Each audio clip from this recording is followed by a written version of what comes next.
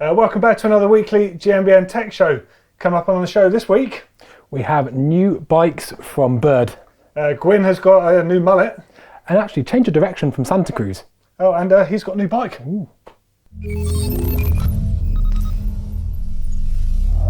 Okay, so straight into news, and first up is a fairly new bike from UK company Bird Cycles. On the screen you can see it now, it's the Bird Aether. This is the Aether 7, so this is a 27.5 inch wheel bike. They're quite well known for having their bigger wheels and also their longer geometry.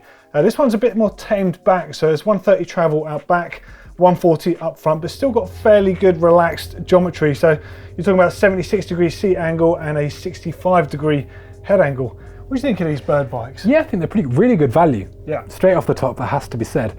Seems like pretty, well, geometry's there or thereabouts. Yeah. 27.5 wheels, which is kind of, it's cool to see, you know, I still think that 27 definitely has a place. 100%, yeah. You know, 130, 140mm bike, modern geometry on 27 wheels. Loads of clearance on there as well for like massive 2.6 tyres or even bigger in there. Something quite cool about it comes in 5 sizes, so small, medium, medium, large, large and extra large, which is a bit obscure. The reach on the small is 432, so even the small is fairly long. Yes, that is quite long, eh? 537. I've had larges with, you know, a couple of years ago, 4.5, 450. Yeah. In fact, the last downhill bike I had obviously was a bit different because of fork rake and stuff, but that was 450. So it's quite impressive that they're kind of, that's very, very progressive numbers. Well, a friend of mine called Bird, he's actually got the biggest size, and for once he's actually got a bike that actually fits him, yeah. Although they did spell his name wrong on the down tube, which is a shame. But wheelbase, if you're interested, is 1163 up to 1266, which is long, but it's not as long as something else you're going to find out about. Yes, very true. In not too the distant future. I just think it's cool, you know, like in road bikes they come with so many different sizes, sometimes from a 48 to a 60 in 2 centimetre increments. And I just think it's so good, you know, the human body is in so many indexed in so many different ways that more size is definitely a good thing. I think Nukeproof are bringing out medium large as well. Yeah, it'll become more prevalent. Interesting, isn't it? Yeah, be interesting to see which way. In fact, Neil will go for medium and Blake will go for the large side of it. Probably. I think, yeah. Yeah, but pretty cool. Really good value bikes, great kit on them, assembled here and designed in the UK. In fact, Swinley Forest, I think they're from. Oh. And there you go, trail centre place. So we all have thoughts and feelings about certain elements of the bike trade and the way things are going. And one of the last bastions of analog bicycling has had a change of direction. They brought out the new Heckler, which is an e-bike. So Santa Cruz have kind of, people wondering if they'd ever make an e-bike, and they have come to the table. And actually, it looks pretty cool. It's not bad. I can definitely predict that half of Surrey are going to be riding this bike fairly soon. I can imagine it on the back of an Audi TT already. Maybe, yeah. Perhaps on a Discovery, something like that. Maybe.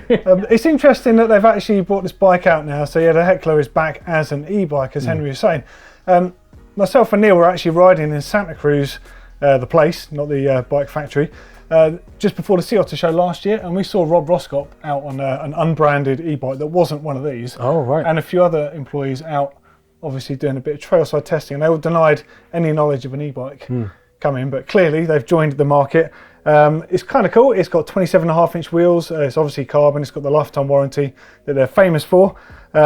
Size small through to XXL, and it uses the Shimano Steps E8000 system. It's got an internal battery, but it's 504 watt-hour, so it's not the biggest battery compared to some of them out there. And I think it weighs about 47.5 pounds for, I guess that's a size medium that they're quoting. And you might be wondering why we're talking about e-bikes here. We still think it's fit for news. I think it's pretty cool. Yeah, totally. I think it's really going to be really interesting the way the e-bike movement goes, because there are kind of 3 different directions. There's that new specialised, super light, you know, smaller. See, that appeals to me. Yeah. The lightweight side of things. Then you've got ones, I can't remember, it's the Cake. Yeah. There's also the one that's virtually a motocross bike by comparison. There's also that one that Chris was riding, which doesn't look totally dissimilar from a sperm whale, although I can't remember the name. Yep, another one. Yep. And there's also your mainstream e-bikes, which tend to be trying to balance between the two. I wonder, well, you know, proofs will be in the pudding about what people choose to ride. Yeah, for sure. I think Chris has ordered one of those Turbo SL, so it'll be the wrong size for me, but definitely keen to try it. For sure. Like I like the fact it weighs about 38 pounds, so like 10 pounds less than current e-bikes, even though it's got far less power and less range and stuff on it. It's an interesting concept, I think. Yeah, I think it'd be really cool if you could get e-bikes and you could program them. So say me and you were riding and I was on an e-bike and you weren't. if you knew that you, say, pedal for a couple of hours at, say, 150 watts, I could set mine. So do you know what I mean? Like I'd average over the ride 150 watts. Okay, yeah. I'd love it if there was that sort of interchangeability, because then it would just be what I think it really does have its place for, which is assistance. Yeah. Getting more people out riding, you know, and I think kind of togetherness, although maybe I'm a bit John Lennon in that. I'd In the bed say. calling for world peace, and I don't know. Well, funny you say that about the app side of things. The Specialized bikes are really, really tunable actually Yes. from the app, the stuff you can do yourself. So I don't see why that, you know, wouldn't be coming down the line. But keen to hear what you guys think of that new Santa Cruz Heckler. Are you even interested in e-bikes? We keep having to talk about e-bikes because they're becoming more and more popular. It's getting harder to go to trade shows now and see none e-bikes, put it that way. So let us know in those comments underneath. Okay, next up in news is Gwin's got yet another new bike. This one appears to be the mullet variety that is running a 29-inch front wheel and a 27.5 out back. Definitely a little bit more refined. And there's also this shot he leaked on his Instagram page as well. And it also went around with a press release talking about the team, and this bike was seen and it was kind of dazzle print, paint and finish on there. I think maybe he might just found his speed at last. He's been trying so desperately the last season or two to get back. But he does seem to go in the similar sort of rhythm. He comes to a new team, has a season where everyone says he's past it. Then the next season he comes around, happened on Specialized, and the YT really began to dominate towards the middle and end part. And I wonder if it's been the same with Intense. Maybe he's just particular. I don't know. I think maybe just the 29s as well wasn't quite for him with his riding style. And the last piece of news actually is the best bit of news. We've got a new bike brand on board with us, and Henry's going to tell you all about his new weapon. Yes, GMBN Tech and GMBN will be supported by Poly. Now, a bit of an education. For years I've been saying Pole, but it is in fact Poly. And I mean, what a bike.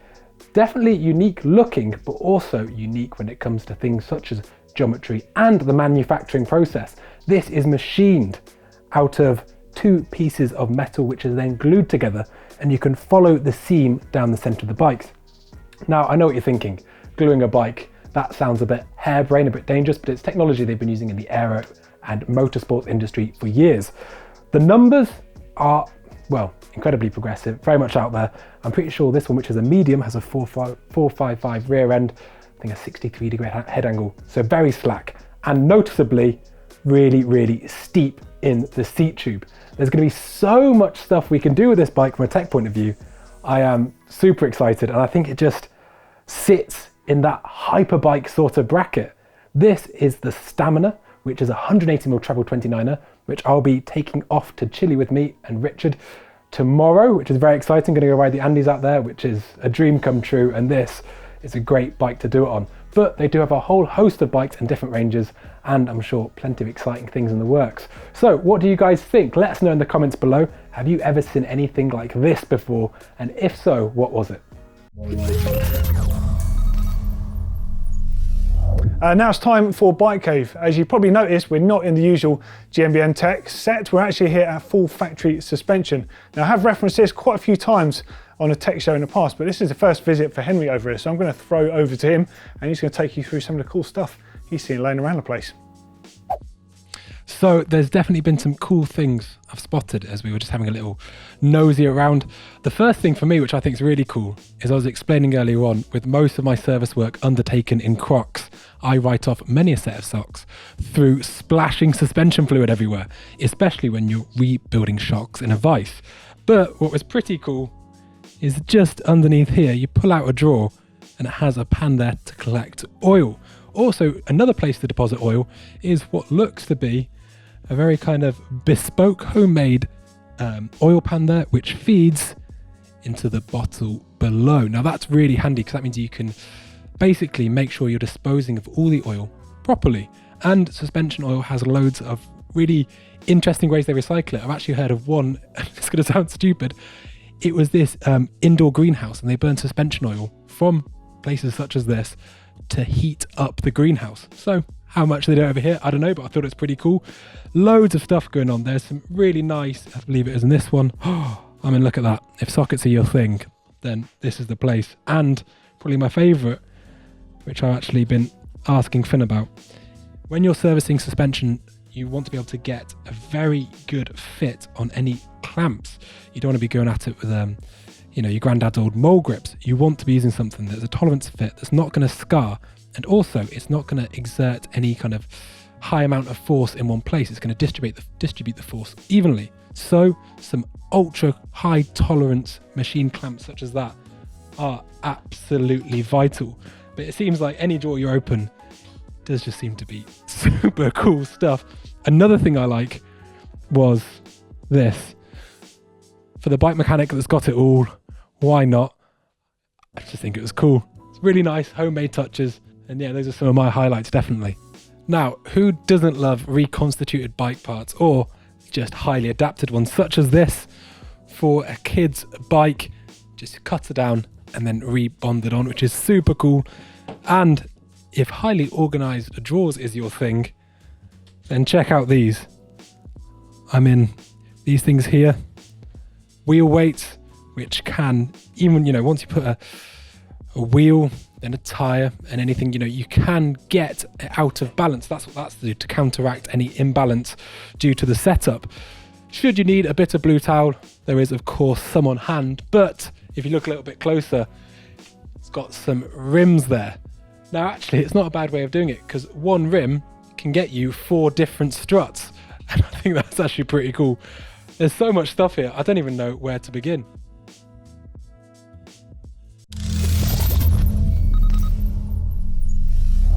So continuing with the theme of working in someone else's workshop, we're here at Full Factory Suspension here in Wiltshire. As you can see behind me, you've got Henry's pole, or pole as the brand says, and in the vise next to Tim Flux here is Richard's shock. Now Richard is also off to Andes Pacifico with Henry, and he's actually racing, but we've been tipped off that there's a really cool tune that can be done on these shocks that some of the EWS racers are using. Any sort of clues on the sort of stuff you're going to be doing to this? Yeah, we're going to be putting what we term as a race rebound tune, which is a slightly more linear rebound, which makes it a little bit more lively on the sort of beginning of the stroke, but then you have more rebound damping when you go deep, because you're going to have to, instead of running it pretty near open, you're going to be down to probably 4 to 5 clicks open. Now, what's the difference between a race tune shock like this one you're about to do compared to like consumer shock? At the moment, quite a bit, because the race rebound, potentially if you put it in the wrong people's hands, could be a little bit of a problem. If they don't run it about in the right position, it could be too quick when they go deep, and then the potential is then they could get launched over the front. But as long as you run the rebound, middle of the pack, it'll be fine. But that's it. But we are going more towards this rebound anyway in production, and it is on offer to our OEM customers right now, combined with a new piston, which I haven't got here and I can't really talk about until it is released. But we have a much better tune going into this actual year now. So from production from now on is, I would say, at least 30% better than last year. Okay, and with respect to the shock build itself compared to the consumer items that come on bikes, would you say that they're more fit for purpose in longer duration rather than race ones that need more fettling to keep them like that? Not really, no. Once you've done a tune, it's going to last just as long. A race tune's not going to be any more detrimental than the standard tune, so it's actual longevity. Air can service is the main thing you need to do on an air shock, probably around every 50 hours or so. It's quite easy, just dump the air. We'll see how quickly that could be done anyway. And then you need the damper serviced every couple of 100 hours kind of thing, which is normally either annually or every couple of years.